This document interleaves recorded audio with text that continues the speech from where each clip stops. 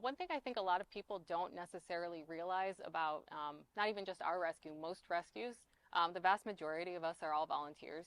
So I don't make a salary. I've never made a salary doing this. I've spent a lot more money than I've ever, gotten from this kind of thing. And the same holds true for our other board members and all of our volunteers. But Veronica, she's our operations officer. I'm not sure the correct a term for it, but she co-founded the rescue with me in 2018. She does all of our uh, paperwork. She does our finances, our taxes, our budgeting, spreadsheeting. Like we would not be able to do a fraction of what we do without her. She's just very behind the scenes. So having that level of organization is how we're able to help so many dogs. It's how we're able to budget. It's how we're able to manage all the things we do. And she, like me, has never made a salary doing any of this. Our adoption coordinator, Danielle, spends so much time going through applications, doing virtual home visits, going to do meet and greets with dogs. Again, completely unpaid.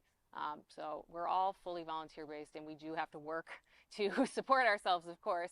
So when it comes to like response time, we try and do the best we can, but we're not always as quick as we'd like to be. Most people are very understanding of this, of course. But we just want to make sure people realize, and we don't even have a shelter facility, so that's why we end up doing everything with fosters. We would love to have that someday. I'm personally currently working towards going back to school to be a veterinarian.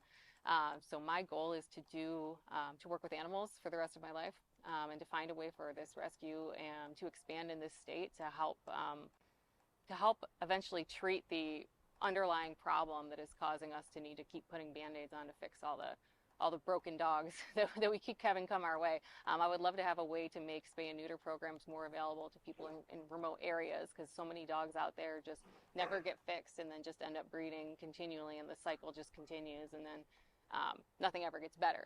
So that's kind of my personal goal, but it's going to be a long time before I see any, financial gain from anything to do with that. But basically, we just want to make sure people realize that we do the best we can with what we have, and the support of the community around us is really what makes all of this possible.